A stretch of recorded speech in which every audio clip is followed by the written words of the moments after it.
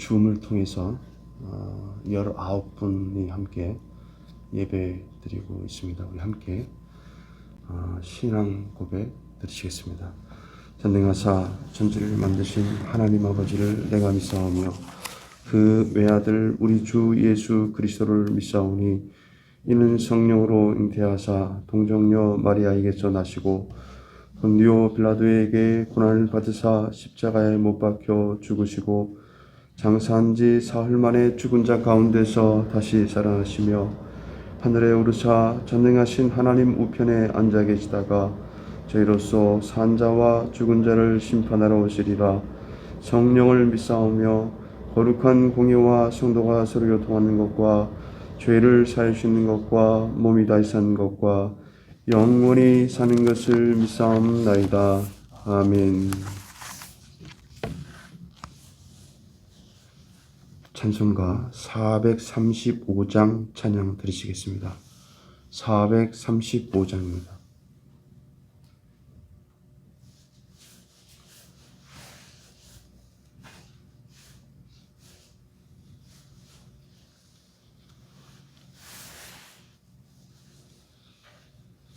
나의 영원하신 기업 생명보다 귀하다. 나의 갈 길 다가도록 나와 동행하소서. 주께로 가까이 주께로 가오니 나의 갈 길 다가도록 나와 동행하소서. 세상 부귀 안일함과 모든 명예 버리고 험한 길을 가는 동안 나와 동행하소서. 주께로 가까이 주께로 가오니 나의 갈 길 다가도록 나와 동행하소서.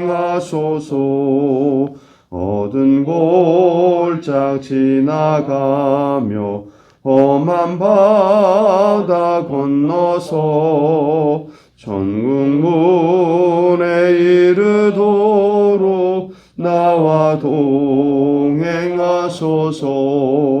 주께로 가까이 주께로 가오니 나의 갈 길 다가도록 나와 동행하소서.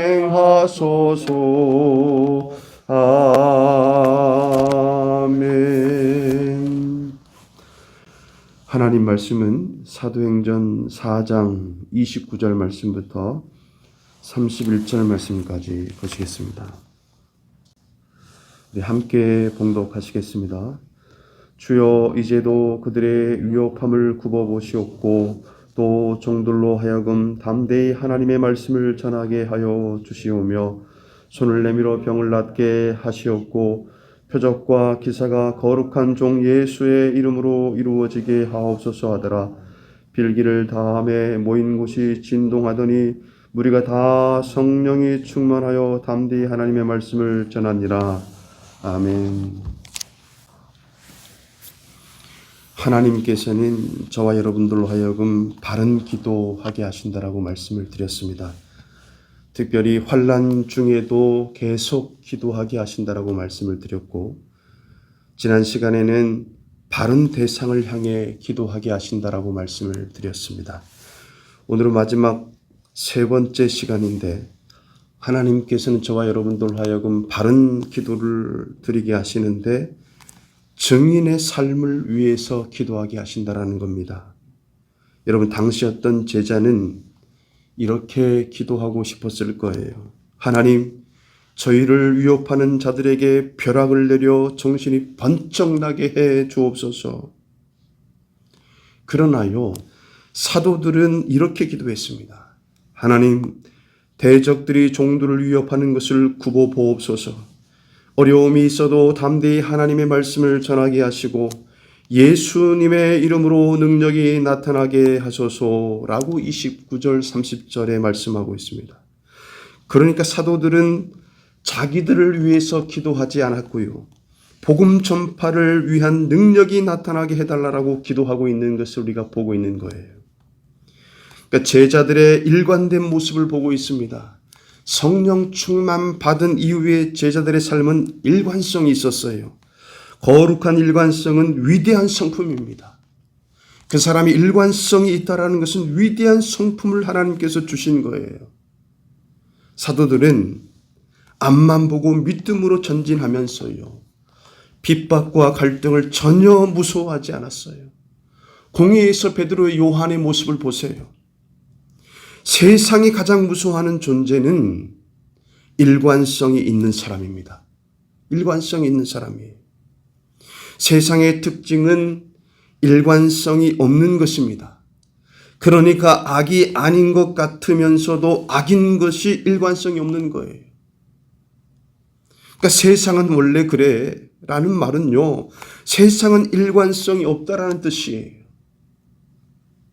상황에 따라 다릅니다. 상황에 따라 다르고 여건에 따라 달라지는 것이 세상이에요. 그런 세상은 일관성 있는 사람을 감당하지 못합니다. 그래서 우리 예수 믿는 사람은 일관성 있는 사람이에요. 일관성 있는 사람이에요. 이 일관성이 없으면 진리를 깨닫기 힘들고요, 지혜도 깃들지 않는 겁니다. 여러분, 일관성이 없으면 인생 자체가 모순처럼 느껴지지만요, 일관성이 있으면 세상의 부조리로 인해서 낙심하지 않게 되고요, 이해할 수 없는 현실 속에서도 용기를 잃지 않는 겁니다. 이 일관성이라는 것은 하나님이 나와 함께 하신다, 하나님이 하신다, 일관성입니다. 다른 것 갖다 붙이지 않습니다. 다른 논리, 세상의 지식과 경험과 이성을 갖다 붙이지 않습니다. 하나님이 하신다, 하나님이 힘을 주시면 한다, 이 일관성입니다. 하나님 일관성 있는 모습을 무엇보다 기뻐하십니다.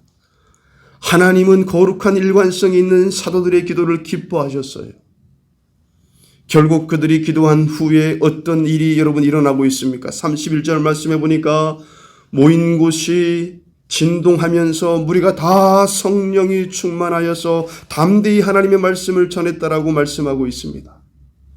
그러니까 바른 기도는 역사하는 힘이 강한 것입니다. 사도들은 폭발적인 부흥 이후에요, 큰 핍박을 겪으면서 하나님께 간절히 기도했습니다. 기도할 때는 핍박과 위험에서 건져달라는 그런 소극적인 기도를 드린 것이 아니라요, 담대하게 복음을 전하게 해달라는 적극적인 기도를 드렸어요. 그런 기도가 하나님이 기뻐하시는 능력 있는 기도가 된다는 겁니다. 우리가 인생을 살다 보면 힘들고 어렵고 낙심되고 걱정되고 우리 앞에 문제 앞에서 우리가 이렇게 기도할 수 있죠. 하나님, 이 문제를 내 앞에서 사라지게 해주세요. 이 문제를 내 눈앞에서 사라지게 해주세요. 우리는 인간인지라 이렇게 기도할 수 있습니다. 그런데 이 기도는 소극적인 기도라는 거예요. 적극적인 기도는 이렇게 바뀌는 겁니다. 하나님, 이 문제와 싸워서 이길 수 있는 믿음을 주세요. 이겁니다. 하나님은 그 문제를 피해서 없어지게 그렇게 하시는 하나님이 아니라 저와 여러분들이 그 문제를 향해서 정면 돌파, 믿음으로 정면 돌파해서 승리할 수 있는 믿음을 주시는 거예요. 이미 하나님께서는 그 믿음을 주셨습니다. 믿음으로 나아가서 한판 승부해서 이기시면 되는 거예요. 믿음으로 이기시면 되는 거예요. 여러분, 환난 중에도 계속 기도하게 하십니다. 바른 대상을 향해서 기도하게 하시고 증인의 삶을 위해서 기도하게 하심으로 기도의 놀라운 능력과 은혜를 하나님 오늘도 체험하게 하시는 것입니다. 기도하시겠습니다. 하나님, 고맙고 감사합니다. 하나님께서는 바른 기도 드리게 하시는데 무엇보다도 증인의 삶을 위해서 기도하게 하신다라는 것입니다. 복음이 예수 그리스도의 이름으로 바르게 증거되기를 위해서 기도했다라는 것입니다. 사도들은 자신들의 안위를 위해서 기도한 것이 아니라 예수 그리스도의 복음이 예수님의 이름으로 증거되어지기를 기도한 것입니다. 증인의 삶을 위해서 기도함으로 일관성 있는 삶으로 하나님께서는 축복하시고 초대교회의 엄청난 부흥을 하나님께서 허락하신 것입니다. 하나님 고맙고 감사합니다. 우리에게도 일관성을 주시니 감사합니다. 세상의 바람에 이리저리 흔들리지 않게 하시고 오직 예수 그리스도를 붙잡고 하나님 아버지 믿음으로 일관성 있게 오늘도 하나님 아버지 한 가지의 목적을 향해서 예수 그리스도를 위해서 살아갈 수 있게 하시니 감사합니다. 오늘도 귀한 하루 허락하셨습니다. 정직하고 성실하게 이 하루를 살게 하십니다. 오늘도 내 인생 가운데 최고의 날로 삼으셨습니다. 오늘도 최고로 기쁘고 행복한 날로 살게 하십니다. 예수님의 이름으로 기도합니다. 아멘. 하늘에 계신 우리 아버지여, 이름이 거룩히 여김을 받으시오며 나라의 임하옵시며 뜻이 하늘에서 이룬 것 같이 땅에서도 이루어지리이다. 오늘날 우리에게 일용할 양식을 주옵시고 우리가 우리에게 죄 지은 자를 사하여 준 것 같이 우리 죄를 사하여 주옵시고 우리를 시험에 들게 하지 마옵시고 다만 악에서 구하옵소서. 대개 나라와 권세와 영광이 아버지께 영원히 있사옵나이다. 아멘.